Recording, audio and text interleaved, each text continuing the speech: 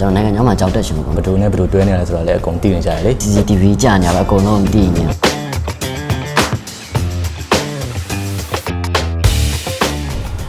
ကျွန်တော်နာမည်ကထန်ဆွမ်းမှန်ပါကျွန်တော်နာမည်ကတော့ကောင်းနာမည်ပါဟုတ်ကဲ့ brother ဒီ GD ကိုဘယ်လိုစတင်ရေးခဲ့ရလဲဗျကျွန်တော် GD ကိုရွေးချယ်ပေးခဲ့တဲ့အကြောင်းကကျွန်တော်နိုင်ငံခြားမှာကြောက်တက်ရှင်လို့ပေါ့နော် Too many thoughts on my mind I can't sleep at night so I just keep writing ထိုင်းနိုင်ငံဖြစ်မလေးရှားမှာဖြစ်ပေါ့နော်ဟုတ်ကဲ့ကောင်းတာပေါ့ကျွန်တော်ကတော့ဘယ်လိုရေးချယ်ခဲ့ရလဲဆိုတော့ဒီ GD ကလည်းအချိန်ကိုတက်ရရလေဟုတ်တယ်ပြီးတော့တက်ပြင်လဲလုပ်ငန်းခွင်တွေမှာလည်းစတင်အသုံးပြုလို့ရတယ်ပေါ့နော်ဟုတ်တယ်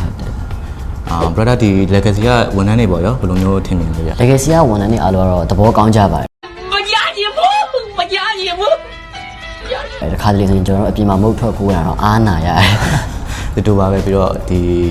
ကျွန်တော်တို့ဘယ်သူနဲ့ဘယ်သူတွဲနေလဲဆိုတော့လည်းအကုန်သိနေကြတယ်လေဟုတ်တယ် bro အဲ့လိုပဲသူက CCTV ကြာနေပါအကုန်လုံးသိနေတာ